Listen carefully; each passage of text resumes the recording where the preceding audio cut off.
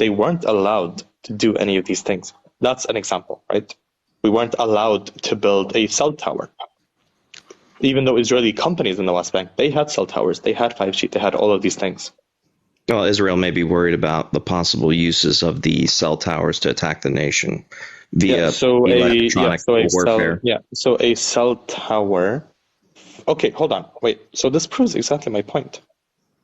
This proves my entire point, because you're saying, well, they're worried about this, they're worried about that, and therefore they limit things that they can do in infrastructure. And then they say, oh, well, you are not allowed to build your own infrastructure. Why aren't you building your own infrastructure? Like, no one's stopping you from building wells. No one's stopping you from building roads. No one's stopping you from building buildings. Yeah, it is. No, we are. We're not allowed to build wells. When when Israel left the Gaza Strip in 2005, they left them with greenhouses. What happened to the greenhouses? Wait, sorry. Can I? Yeah, let me just. Yeah, I'll answer it.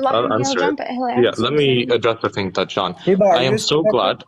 1 second. I am so glad that you mentioned wells in the West Bank. In Area C, wells are not allowed to be built, even on private Palestinian land. In Area B, that is not the case. And also, I'm going to quote an article, Israeli forces destroy wells, public infrastructure that is indispensable to the basic needs of protected persons in Gaza. This is, by the way, 6 years ago. Also in the West Bank, you can see Israel soldiers demolish water well in the West Bank. There's a very, very, very famous clip which recently went out from a town near ours in Hijra, south of Hebron, where they filled a well with concrete and destroyed an irrigation system. Was that in response to a terror attack? Sorry.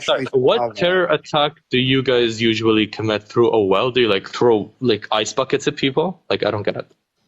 No. I'm asking a question. I was just like, was there a terror attack from that region?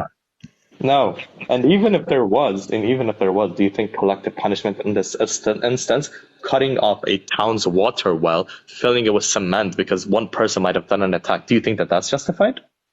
I think that if you're harboring terror cells and stuff like that, then you pretty much get punished with a lot of them. I'm not saying that's right or wrong, but it's a way of dissuading the civilians from potentially harboring people that are known to want to attack Israel. Mm-hmm. Well, okay. Let's skip past the collective punishment.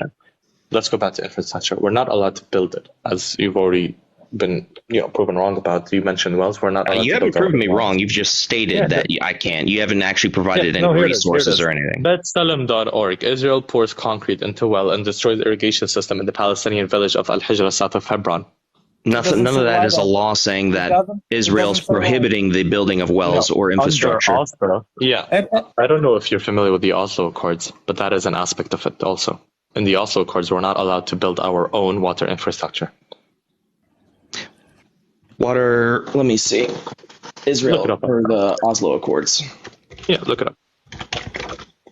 To all the people that think that people in the West Bank live in poverty and that they don't have any rights, they have exactly equal rights in the West Bank. They drive Maserati. Is that every action has a reaction, and I keep saying it on every single live that I go to. We don't just go and destroy wells. We don't just go and. We just gave an example where you did.